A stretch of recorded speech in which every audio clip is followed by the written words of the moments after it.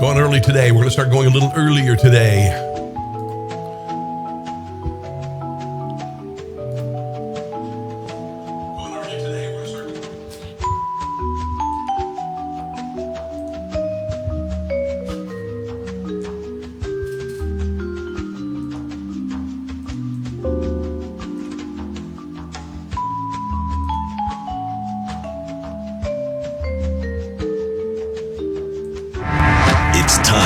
Newsmax Daily from Newsmax, America's fastest growing cable news channel.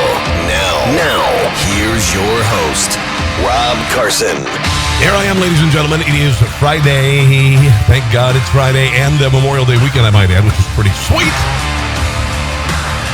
And it looks like beaches are going to be crowded for the first time in more than a year, which would be kind of nice, depending on where you are. I used to live in the Washington, D.C. area, so we go to Ocean City or Rehoboth, Delaware, and had some of the best memories of my life there. And they are open. The governor of Maryland and the mayor of Ocean City going to be planting the first umbrella today. I just heard about that this morning, and somebody's going to be enjoying some grotto pizza, and I'm not, unfortunately. So anyway, welcome to the show. We've got much to get to today. A lot of really, really great newsmakers and content on Newsmax television. I will share that with you very shortly. We've got Charlie Cook as a guest. You've got Steve Forbes as a guest with Steve Forbes with Rob CHMITT, I should say. Just a bunch of stuff, and STINCHFIELD has some great stuff as well. So we're going to share that as the show progresses. There's much to get to, though, with regard to the news of the day. Dad will be there, but keep that between us now. Emails between VP Joe Biden and his son detail that he did meet with Hunter Biden's partners for dinner to introduce potential clients to his powerful father. It happened, guys. The U.S. Treasury flagged in suspicious activity reports $3.5 million in wires sent by Buterin. Yelena Buterin, she was a Russian billionaire, the wife of a Russian billionaire, the former Moscow mayor. Okay, and that was to Hunter's Rosemont law firm, Thornton LLC, in 2014. The investment firm was co-founded by the president's son and Devon Archer, former advisor to then Secretary of State John Kerry.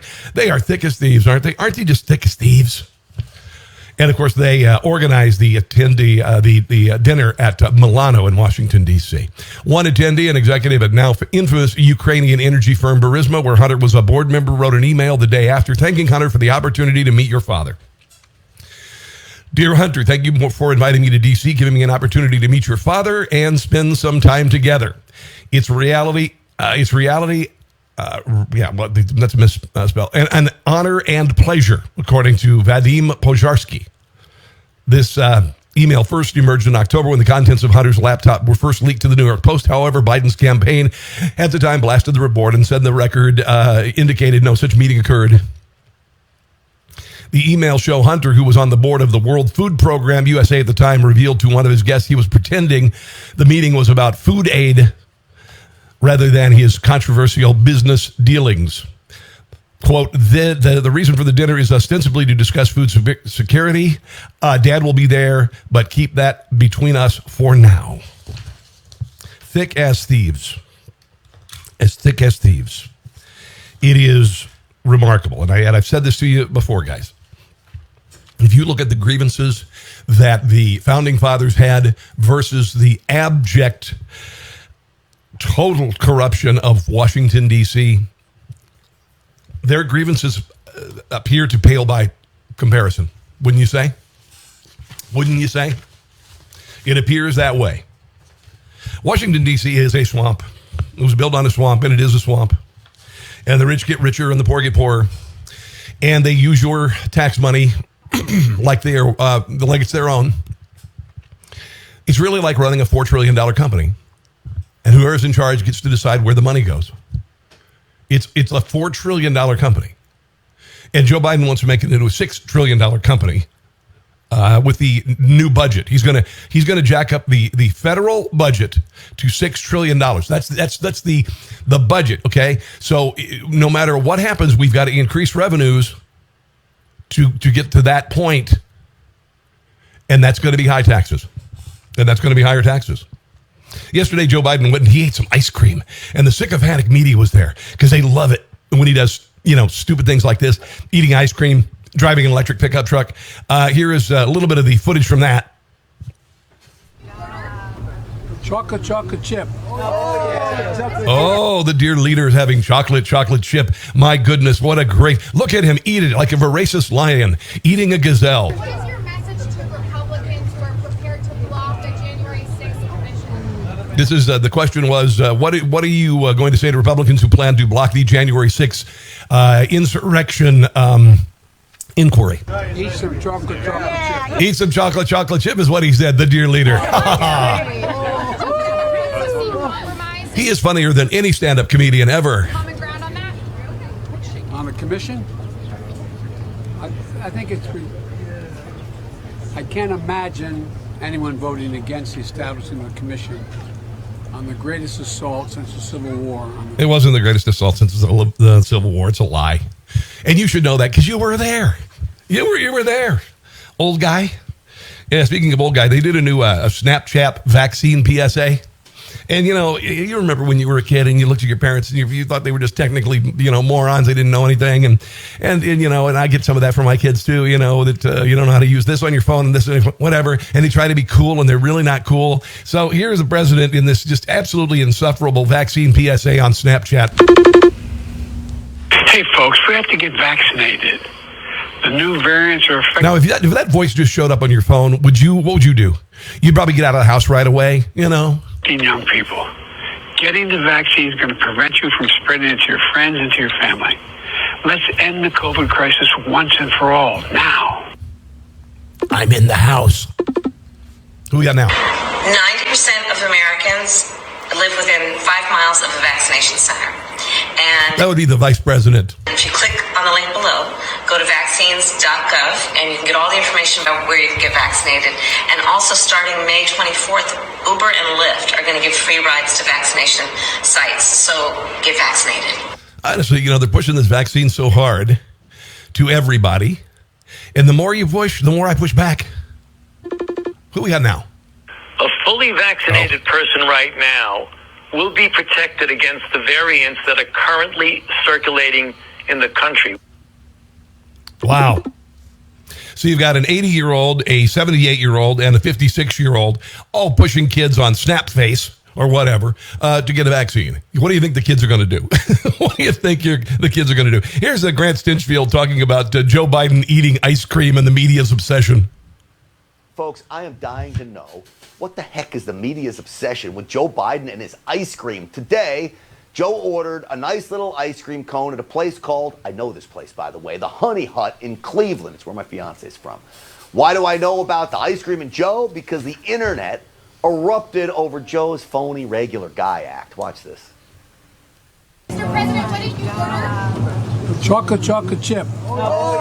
Oh, chocolate is the best, they say. Oh, you hear the weasel in the background. Chocolate's the best, Mr. President, they scream. Oh my gosh. What in the world, by the way, is chocolate chip? You just need it one time. Chocolate chip. And second, who cares? I'm not sure how or why presidential ice cream became such a hot topic, but the media double standard on this story is astonishing. Do you remember this coverage from CNN over Trump's infamous scoops of ice cream? No. With the salad course, Trump is served what appears to be Thousand Island dressing instead of the creamy vinaigrette for his guests. And then the gem.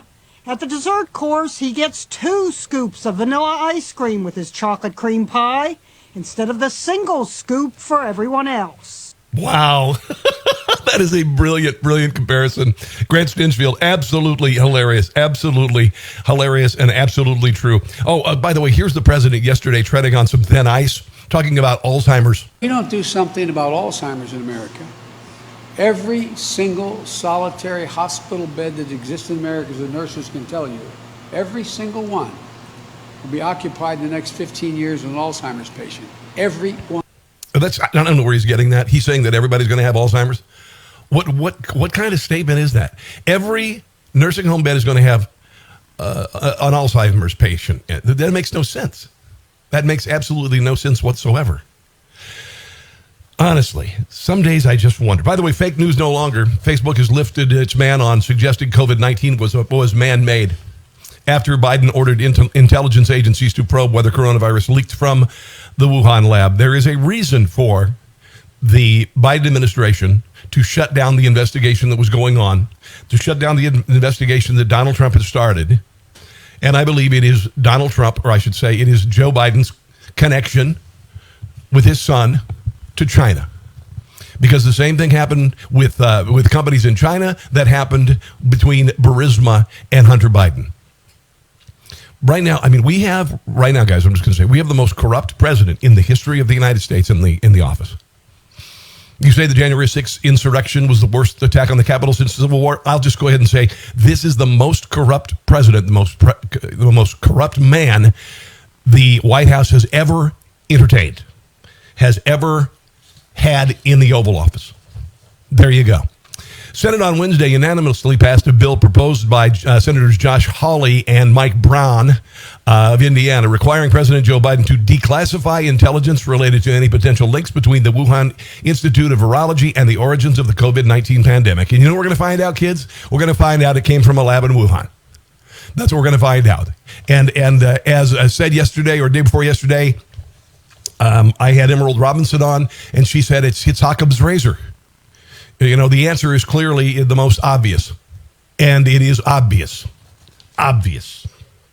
So Biden now wants the U.S. to investigate the Wuhan lab leak and gives them 90 days to report back after shutting down the Pompeo-led probe into Trump's claims. And Donald Trump was shredded by the media. He was xenophobic. He was anti-Asian. Honestly. And my friend Chris Plant likes to say, if it weren't for double standards, liberals would have no standards at all. Absolutely amazing.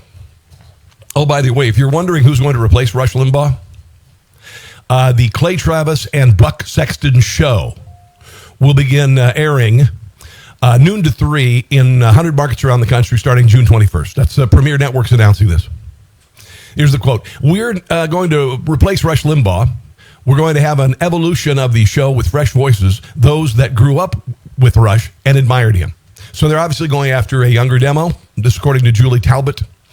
Rush's connection with his audience is one of the primary legacies of the show. Travis, 42, founder of Outkick.com, said, I also think Buck and I have the unique ability to offer a perspective that many people in their 20s and 30s are desperate to hear. So obviously they're going after the next generation. They're going after the next generation. They're skipping Generation X, by the way. Generation X has always been skipped. You know, we just nobody paid attention to us. We really didn't care. We just graduated from college and we went about our lives, and now we have children, and many of us have grandchildren, actually. So now they're going after millennials. That's what they're trying to do. Now, I'm just going to go ahead and say, as someone who wrote for Rush Limbaugh for over 20 years, I wish these guys the best of luck, but they are not Rush Limbaugh. They never will be. They're not even close. These guys are very good. Don't get me wrong. Buck Sexton is amazing. I don't know Clay Travis at all. But I will tell you, Rush Limbaugh was an entertainer and with a powerful opinion. These two guys are people with powerful opinions. There you go. There you go. I wish them the best. I am very disappointed. And maybe this will change. I would love to fill in for Rush on his show. It would make sense because I worked with them for over 20 years. I wrote hundreds and hundreds of pieces of satire for Rush. I never asked for any credit. I never asked for any money. But unfortunately, there is at least one person who is preventing me from doing it. I would love the opportunity to do it. I absolutely would love to. Now, I do have a couple questions about that. Is Premier going to keep running Rush reruns with fill-in hosts? Or are they just going to give it to Buck and the other guy? I don't know. We will find out. Like I said, I wish him the best of luck. These are big shoes to fill, guys. These are huge shoes to fill. And you never will have another Rush Limbaugh. Rush came along at the right time at the right place with the right skill set. It was a perfect recipe for success. And nobody's ever gonna have that kind of impact as a conservative talk show host that he did. He was incredible. He was a phenom. So that's my 2 cents with regard to that. Did you hear that Bill Cosby was denied parole, by the way? I guess he wasn't very surprised about it. one of the reasons is he has not stepped up to participate in a treatment program for sex offenders. And he failed to develop a parole release plan. So he's not going to be paroled. Yeah. So he's in jail for 3 to 10 years for the sexual assault. You know, isn't it amazing? He was America's dad. I know he was America's dad. He was amazing, amazing man, amazing comedian. I remember when I was a kid, I used to listen to Bill Cosby records because I just thought he was funny. There's no denying it. But it's just insane that he was such a complete scumbag. You know, kind of like Hunter Biden, except for Bill didn't have a laptop, I guess. Yeah. Patrisse Cullors, the leader of Black Lives Matter, is stepping down. She's resigning from Black Lives Matter because she bought a bunch of houses. Now, she describes herself as a Marxist. She was criticized heavily after it was discovered that she had purchased a $1.4 million home in a predominantly white neighborhood of Los Angeles. A later report said that she had purchased 4 high-end homes totaling more than $3.2 million. She said those were right-wing attacks that tried to discredit my character, and I don't operate off of what the right thinks of me. BLM garnered $90 million last year. And nobody can really account where the money's going. And many Black Lives Matter chapters around the country wonder where the money is.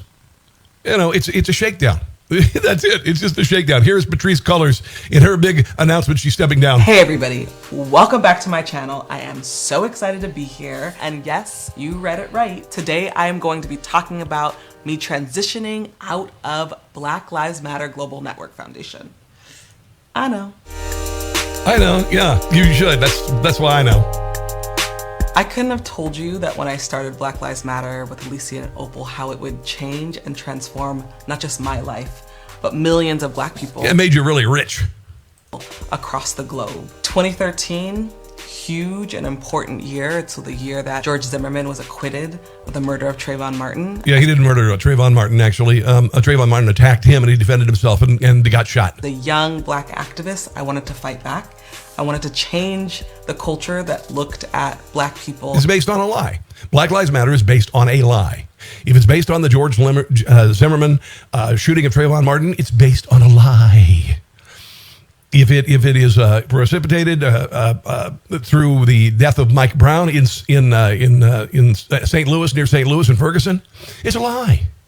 Mike Brown was high. Mike Brown just strong-armed robbed a convenience store and then tried to steal the officer's gun and then ran at him. Okay? Based on a lie. And it's based on a lie. And it's also based on another lie, which is that Black men are being mowed down en masse by police officers around the country, and that's just not true. It's just not true. It's based on a lie. There you go. Woman was arrested in Tennessee. She drove through a vaccination site yelling, "No vaccine." Now, the police are saying that she was driving very quickly. She said she was only going 5 miles per hour. Some people on the scene said that she almost hit them. She has been was released on a $21,000 bond after a court hearing. So I was a little concerned because her name is, by the way, Virginia Christine Lewis Brown. And I was concerned that perhaps they were arresting her because she said no vaccine. I don't know. We will find out. A new lawsuit alleges that the mayor of Chicago purposely discriminated against Tom Catenacci as part of her policy to grant sit-down interviews to only journalists of color. Conservative watchdog Judicial Watch has sued Lori Lightfoot on behalf of the Daily News Caller, the Daily Caller News Foundation. The group announced Thursday over her policy of granting interviews to only non-white reporters. That is blatant racism. Lightfoot was interviewed last week by MSNBC's Stephanie Ruhle, who is white, making it unclear if she was reserving her race-based policy for only local journalists. Catenacci is defined in the lawsuit as a national reporter who covers the economy, politics, and labor issues. Oh, yeah, and he also represents a conservative organization, and Stephanie Ruhle is a tool. There you go. Nice rhyme there. Oh, did you hear that Juan Williams is stepping away from the five? Now, I have said for a while that the reason why Juan Williams is on Fox News is because they felt sorry for him. And I believe this. He does not bring anything to the table. He's not particularly compelling. His opinions are always wrong. And they've tried to put him on shows solo. The only reason he was let go and I've heard, and I'll get to the story in just 1 second, that he was disagreeing, I guess, with Greg Gutfeld. Gutfeld is a rising star. He's a guy who does, he talks politics, but he also, he's funny. And that's kind of interesting how people are kind of digging that. Yeah. Here he is saying that he is out of here with regard to Fox. It's time now for one more thing, and I have an announcement. This is my last day hosting The Five. COVID taught me a lot of lessons. As the show goes back to the New York studio, I'll be staying in D.C. I'll be working for Fox out of Washington. My work as a Fox News political analyst will continue. You know, it's been going on 7 years since I've been a daily host of this show. The show's popularity has grown every single year. Nah. So thank you. Thank you so much to you, the viewers. Thank you. Juan. Okay, wait, Juan. Gutfeld's not saying anything. Yeah, well, apparently, according to multiple sources familiar with the matter, one major driver of Williams' sudden departure from the highly rated opinion show was his run-ins with Greg Gutfeld, who had wanted the Five to return to studio and felt Williams was the main reason they were filming remotely. So, I mean, I don't mind a diversity of opinion. You know, if you want to put a liberal on there, that's fine, whatever. You know, it's kind of like the opposite is true with The View. Meghan McCain's the only conservative on that panel. I don't know if I could do that to compete with the other people in that cabal. That cabal. Oh, this was interesting. Our border is being overrun. Our sovereignty is being discarded. The President of the United States is allowing an invasion by frequently hostile individuals. Border Patrol agents in the Del Rio sector of Texas have seen a 3,166% increase in arrest of convicted sex offenders compared to the same timeline last fiscal year, as agents across the border continue to nab criminals with convictions for sex crimes, including against children. This is unbelievable. Unbelievable. In that sector, 95 convicted sex offenders, making a 3,166% increase over the same time last year. That staggering figure comes as agents picked up 10 convicted sex offenders in just 1 week. The arrests were made May 17th and 24th from nationals from Honduras and Mexico, among those arrested. Convictions of those apprehended include forcible sexual assault of a child under 14, sexual conduct with a person under 13, statutory rape, second-degree sexual assault of a child, and lewd and lascivious acts with a child. Why is this happening? Because kids need to get across the border, and they can be taken advantage of to get them across the border. The instances of rape and sexual assault are gigantic with those who are coming here because of policy, because the Biden administration has said we have no border. This is one of the many, many incredible negatives. You've also got a massive increase in fentanyl coming across the border, more and more people dying of fentanyl overdoses. I don't know about you, but I'm getting kind of tired of this. Here's a report from the border, a local TV report from Texas. Yeah, those Republican lawmakers touched on a number of things that they say are problems, but they all seem to have one thing in common, and that was calling on President Biden and Vice President Harris to come see the border crisis for themselves. Members of the Border Security Caucus say there's an urgency to find solutions to the migrant surge while being fair to asylum seekers and keeping the border. Meanwhile, Joe Biden could go to Cleveland and have an ice cream cone yesterday. Safe from smugglers. Today, lawmakers said they talked to CBP officials who said not only have they seen an increase in the number of people attempting to cross the border illegally, but they've also seen a jump in sex trafficking and drug smuggling cases. What did I just tell you? They say with the current conditions, Border Patrol agents are overwhelmed and processing centers are hitting capacity. Now they're asking the Biden administration to step in and address the issue head on before it gets worse. They're not going to. They haven't even visited the border. I can personally tell you I have never seen worse policies, never worked under worse policies than I have under this administration. We are on pace to shatter every single record that the Border Patrol has. And it's by policy. What did I just say? What did I just say? Holy cow. You know what? I hadn't even watched the end of that report. But think what I just did. I said sexual assault, drugs, okay, and policy. Boom.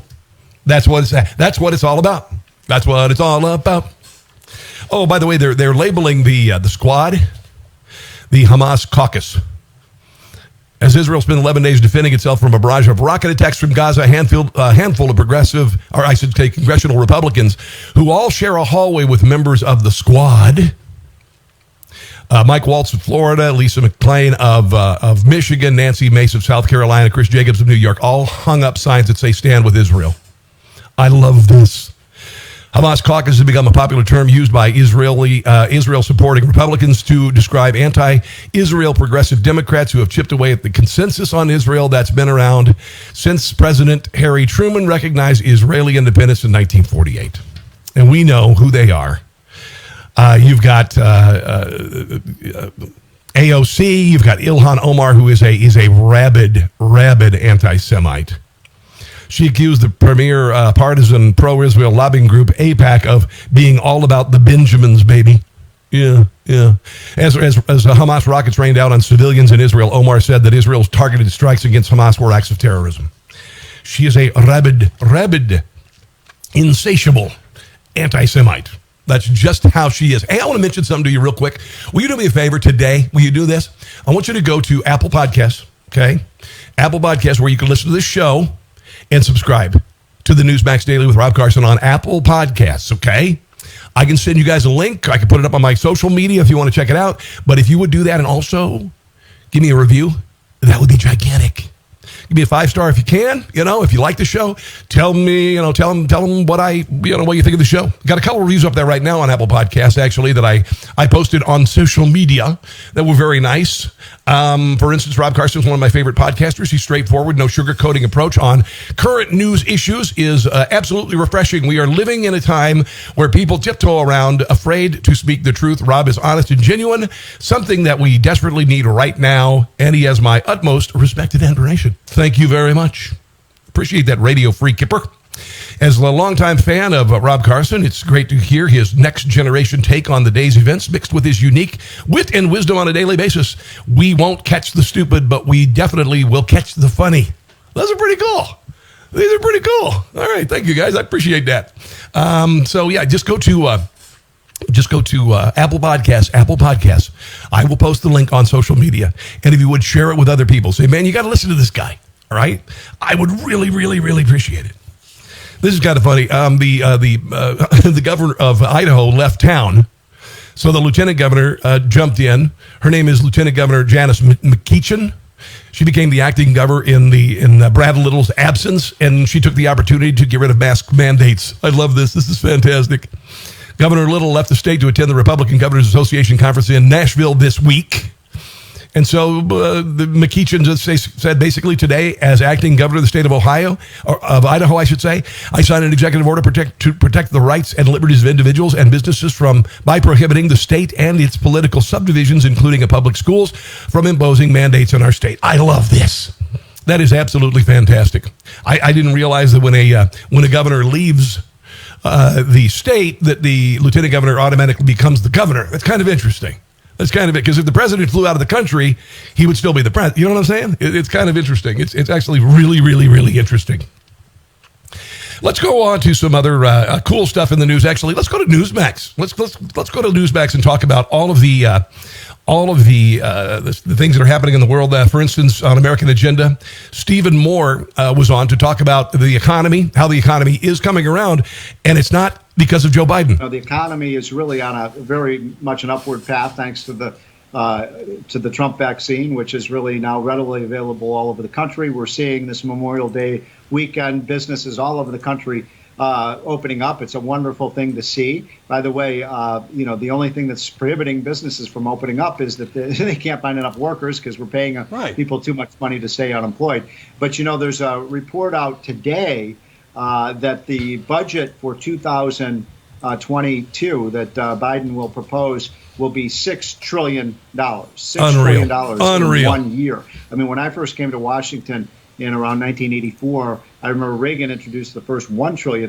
budget. Now we have a $6 trillion budget. That is going to contribute to the inflation that you're seeing on the screen right now with all of those gas prices and food prices going up. And, so it's not free, folks. It's not free money. You're going to pay for it every day. And we are. I mentioned yesterday that, a couple of things that have gone out through the roof as far as prices is concerned. Used cars. used cars. Oh, and if you thought you could get a real good deal on a new car, no. The dealers right now can play hardball with you because the inventory's not there. Okay? Yesterday, I mentioned the $23 filet at Sam's Club. That was $12.99 or $11.99 a week before. You're seeing grocery prices go up all over the place, particularly with meat. You are also seeing wood and steel, lumber and steel going through the ceiling. They say that right now, because of the increase in lumber, if you're building a house, it'll add an extra $35,000 to the cost of the house. Think about that. $35,000 is a lot of money to you and me. Okay? Now you have to pay that much more for your house when you have it built. Thanks to inflation, which will ultimately probably become stagflation. Okay. Yesterday is kind of funny. Nikki Haley was on Spicer and Company and asked about China. Here's what she had to say. Can we trust China? Never. Absolutely okay, not. And second, is China our friend? Never. They are not our friend. It doesn't take a genius to know that. Thank you. You know, Well, we're that so being behind said- the curve.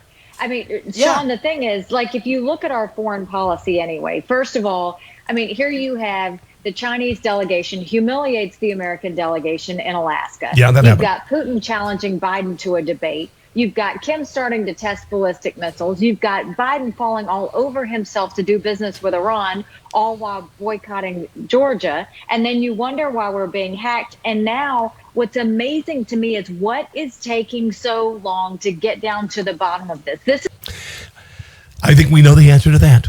I think somebody is in bed with China. Mm-hmm. Yeah. It is, guys, think about all the ways the country is going to Hades in a handbasket right now. Just think about if you would have dropped yourself on the planet from the year 1999 or 2000 or 2005 or 2010, you would have never imagined the country in the state it is in right now. You would have never imagined that on 9/12 of 2001, that 20 years later, the police would be vilified, that crime rates would be going up dramatically around major cities run by Democrats because they want to defund the police. In St. Louis, you saw a bunch of people twerking and dancing on the hood of a police car. The police officers literally had to call for backup. And you're seeing over 100 officers killed in the line of duty in the last year. Unbelievable where we are right now. And it's just a matter of getting to 2022 without the damage becoming irreversible. That's basically it. Stinchfield yesterday talked about this nominee for the ATF that I destroyed yesterday and Congress destroyed yesterday. He's a radical anti-gun zealot, and he wants to get rid of any rifle that has a separate magazine, essentially. In other words, he wants to get rid of basically all guns other than pistols, I guess. But here is Stinchfield talking about that. Semi-automatic firearm out there in the AR-15 and magazines that hold more than 10 rounds doesn't go far enough for David Chipman. He literally said all of the tens of millions of firearms and the hundreds of millions of magazines that are in circulation, he wants all those registered under a gun control scheme and thrown into the NFA. Yeah. And the treat for people like you, me, others, $200 per item that you would have to register. Register 10 firearms, register 10 magazines, do the math.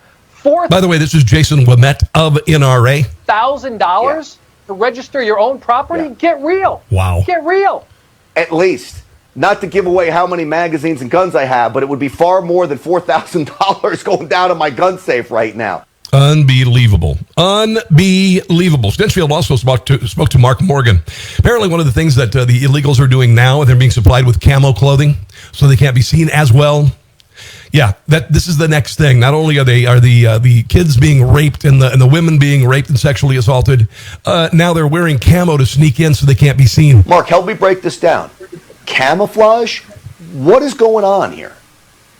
Yeah, look, Grant, this is not surprising at all. The cartel's business and the smuggling organization's business, it's alive and well directly as a result of the Biden administration's open border policies. This administration has helped to increase their revenue as well as their resources. So the cartels and smuggling organizations, they're able to expand operations, open new franchises, if you will, along the southwest border, and go to areas like the Bin Bin sector that generally has just been too challenging for them to do. But now they have the money and resources to do it. And they're using techniques like outfitting every single illegal alien with top-of-the-line camouflage uniforms like they do in other sectors to try to get them through illegally. And look, Grant, real quick, here's another dirty little secret this administration continues to lie to the American people.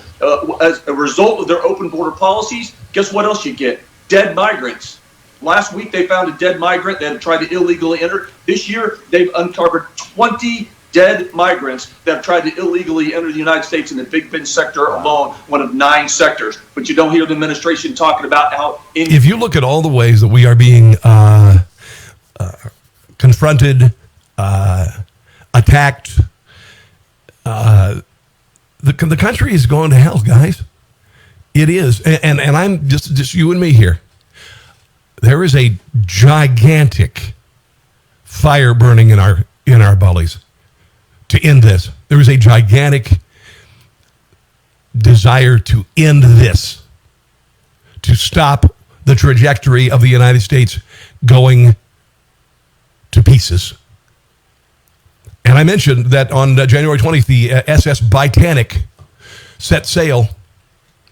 And I don't know if you knew this about the original Titanic, but it was, when they set sail, the coal bunkers in the belly of the beast, in the belly of the ship, were actually on fire. Some of them may have caused the hull to precipitously fall apart when hitting the iceberg. Well, that's what's going on in our bellies. That's what's going on right now. The fire is not being put out. The fire is only raging even further. I mean, they're throwing everything at us, right? Look at all the things they're throwing at us, all these executive orders. Why do you think that the executive orders are being signed by Joe Biden? Because the American people don't want what he's selling. They do not like what he is selling. And they are rebelling again. They finally got rid of the troops in D.C. Did you see that? You know why they did that? Because they're scared of us. They're scared of us. You know what I'd like to see? I'd like to see 10 million people go to Washington, D.C. peacefully and do a Berlin Wall moment peacefully. But, of course, the media would completely destroy it, attempt to paint everyone as extremists. Think about what they're doing to the military. They literally are going to be going through all military members' social media, looking for what they call white supremacists or extremists. You know what those are? That's buzzwords for Trump supporters. And we're none of those things. But that's what they want to do. They want to purge the military, and they want to have the military be run by one party, their party. And the reason they want that is because they want absolute control. So if we can't pass gun legislation, they'll just go ahead and take them. None of what I'm saying is off kilter, by the way. This is their plan. Right now, name one good thing the Democrat Party is doing. They are not doing anything good. Joe Biden just raised the budget to $6 trillion. The currency is going to be devalued. Inflation is going to go through the ceiling. Our border is being breached. China and Russia are rubbing their hands going, man, we finally got them where we want them. Absolutely unbelievable. Stinchfield also talked to Michigan governor. She's running for governor against Gretchen Whitmer, who is one of the worst governors in the history of governing. You'll notice that big cities are run by Democrats. Those are the cities that are going south. Those were the cities that crime is massively going through the ceiling. And also, states run by Democrats are still having COVID restrictions, keeping schools closed, keeping business closed, keeping mask mandates. Gretchen Whitmer has been one of the leaders of that, and all of these states are Democrat. Has anything good come out of New York and Andrew Cuomo? Has anything good come out of Gretchen Whitmer in Michigan? Has anything good come out of Gavin Newsom in California? No. Who are people looking at? They're looking at Ron DeSantis in Florida. They're looking at other Republican, Kristi Noem in South Dakota. Here she is talking about running for governor, why she's running for governor. Tudor Dixon is here. Tudor, welcome to the program. Thank you for having me. So this Tudor Dixon, cool name. Must be one reason why you're running. Any others? There's plenty of others, but yes, this is one reason. I have that same experience. My grandmother was in a nursing home, and she was at her end of days. They called us and they said, you can come to the window and you can hold your daughters up to the window and you can say goodbye through the window. They first called us and said, well, we have a new rule if you get a COVID. Think about that real quick. Her grandmother is dying. She is on her last days on earth. Doesn't matter if anybody has COVID and they go see her. I think you know what I'm saying. I was fortunately able to see my mom and hold her hand before she passed away a week before Mother's Day or a week after Mother's Day. Honestly, think about this. That is absolutely, it's utterly the ultimate expression of control by the government is not allowing you to see your loved ones. Are you kidding me? Think about that. Think about what they took from her. Unbelievable. Test and it's negative, then you can come in. I mean, this is when we're already 8 months into the pandemic. So we all went and got COVID tests, and they said, no, you can't come in. We changed the rules. Now you can just look at her through the window. I mean, this, and then this governor goes to Florida, and she lies about it. After she tells everybody, if you go to Florida, you're going to bring the virus back to Michigan.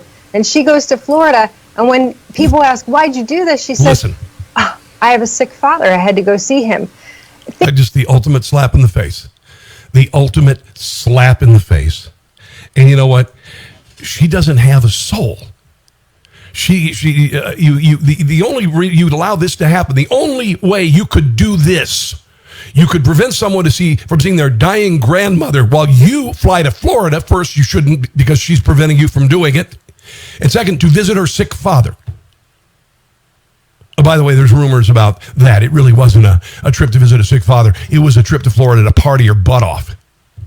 Here's a little bit more of Tudor Dixon about business closings and what the awful Gretchen Whitmer has done to Michigan. Tudor, we're showing on next to you on the screen there of a picture of her then maskless breaking her own rooms in Governor Gavin Newsom fashion from California.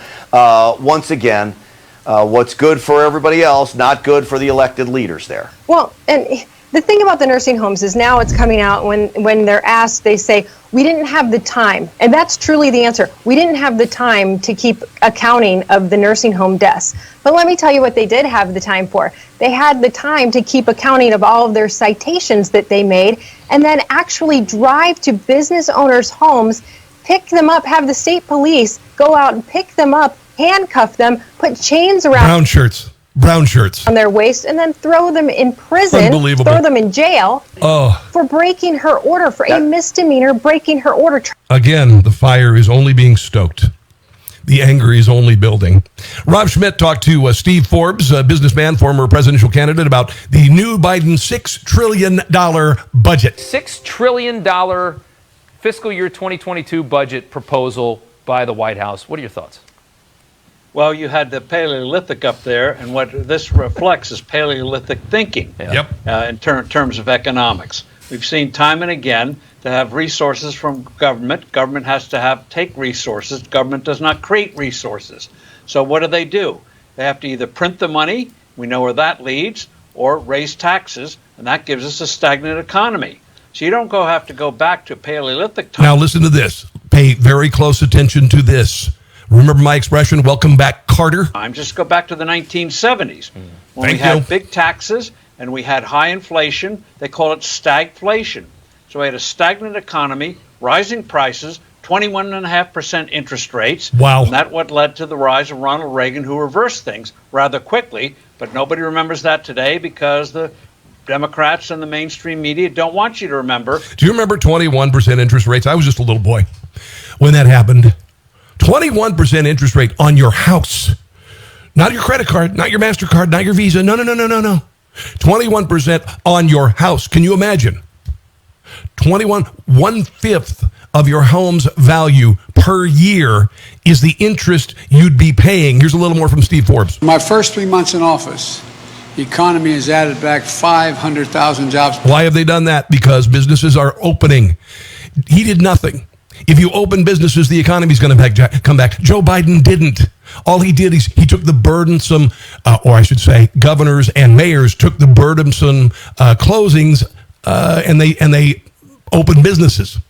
Kind of makes sense, right? Nothing that Joe Biden has done policy-wise would make the economy better. Per month. I mean, he's coming out of a horrible recession, depression, whatever you would call what COVID was, and he's bragging about his job gains as if it's, I mean, people have to be able to see through this, right? You would think so. He takes credit for the vaccine program, Operation Warp Speed. His predecessor did that, the unmentionable Donald Trump. You can only mention him when you're putting down what happened during his time in office, ignore his successful policies. And the 500,000 would have been higher if there wasn't uncertainty about what this guy was going to do.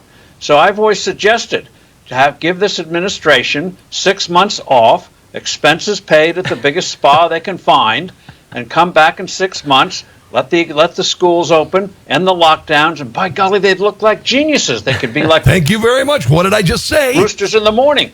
We cock-a-doodle-doo when the sun rises. The American people will do it, but they won't let them do it. And, it's not just the spending that's troublesome. You've touched on it. They want power. They want power more than prosperity. That's what keeps governors coming up with policies like not being able to visit your dying grandmother at the nursing home. It's all about power. Unbelievable. Now we know that Joe Biden did meet with Hunter Biden's business associates, particularly the Burisma people. We know it. It is a fact. It is a fact that Joe Biden and Hunter Biden used Joe Biden's office to enrich themselves. We know it. It is a fact. Here is Rob Schmidt with a brief monologue before he interviews Sebastian Gorka about the Bidens in Ukraine. Lie, period. That was Biden back in 2019 claiming total ignorance of his son's activities, his dealings with foreign businesses and government officials. Now a new bombshell report from the New York Post reveals Joe Biden met with Hunter's shady foreign business partners while he was vice president, according to records on Hunter's abandoned... The vice president was for sale. ...laptop. Are you really surprised? Wow. I am not. They held a private dinner with Hunter's Ukrainian, Russian, and Kazakhstani business associates at Cafe Milano, a fancy D.C. restaurant, back in 2015. The next day... Where most of us could not afford to eat, by the way. Hunter got an email from an executive of the Ukrainian energy company Burisma that was paying him all that money because he's so smart about Ukrainian energy. And who doesn't want a crack-addicted prostitute monger? Who wouldn't? I mean, I'm sure probably on their Indeed job listing site, it's right there. You have to be addicted to crack, and you have to impregnate strippers and hire lots of prostitutes. The email thanked him for introducing him to his dad. I bet.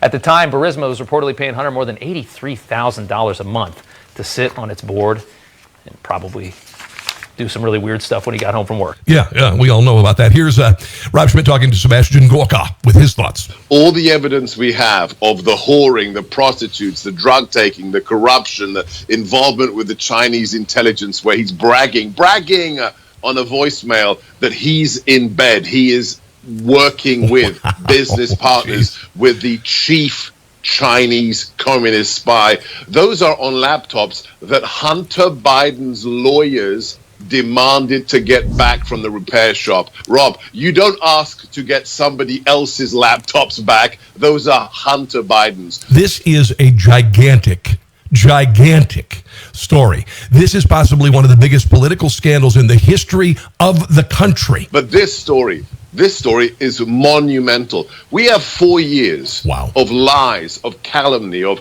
Russia collusion, hoaxing, no evidence, $40 million wasted by Robert Mueller. Here we have the proof. We have photographs. Of Biden with his son, with the Kazakh Ukrainian businessman. Unreal. When he was vice president. This is collusion. This is extortion. When he was vice president, and we have the videotape when he said, "Oh, son of a gun, I told them, the Ukrainians, they're not going to get that $1 billion of U.S. aid unless they fire the prosecutor that was investigating Burisma." That is pay-for-play, kids. The company giving his son $83,000 a month. And what happened? They fired the prosecutor. Marjorie Taylor Greene is right. We have everything we need to impeach Joe Biden right now, and we're not even into the 5th month. Listen to this. Is right. We have everything we need to impeach Joe Biden right now, and we're not even into the 5th month of his presidency. He is the worst president of the United States in history. He is the most corrupt man who has ever been in the office of the White House. There's no doubt about it. There's never been more naked evidence, and let's kind of, keep Hunter Biden out of this.